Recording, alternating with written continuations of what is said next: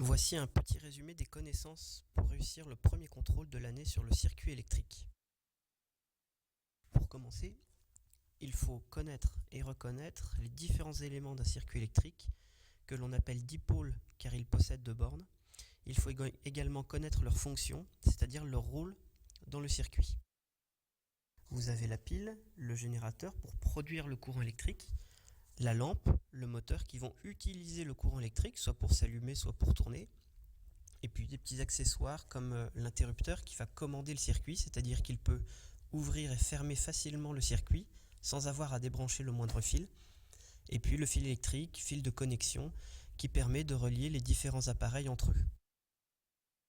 Très important pour la suite du cours et pour le contrôle, les deux conditions qui font qu'une lampe va s'allumer ou qu'un moteur va tourner dans un circuit électrique.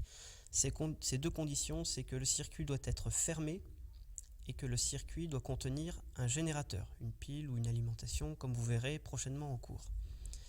D'autres choses qui sont aussi importantes, le nom des énergies, le générateur transfère de l'énergie électrique à une lampe qui la convertit en énergie lumineuse.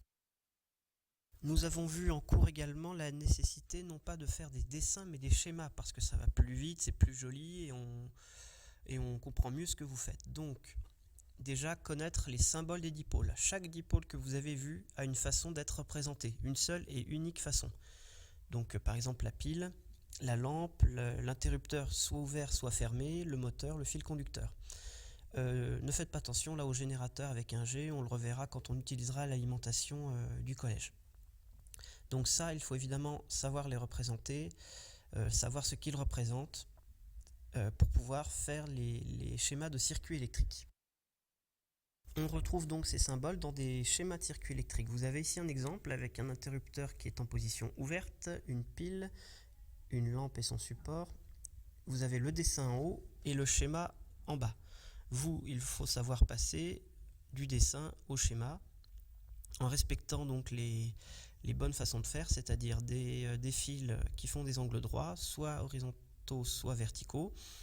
Et puis les symboles correctement représentés. Ici vous avez la lampe, la pile et l'interrupteur qui est ouvert.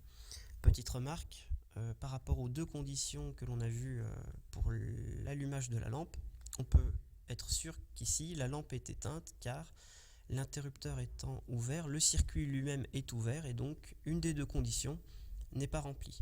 Il y a bien une pile, mais c'est la seule condition qui est présente. Donc voilà, j'espère que cela vous aidera pour le premier contrôle. N'hésitez pas à revoir les premières vidéos et à réaliser le dernier quiz, le quiz numéro 1.3, pour mieux réviser encore le contrôle.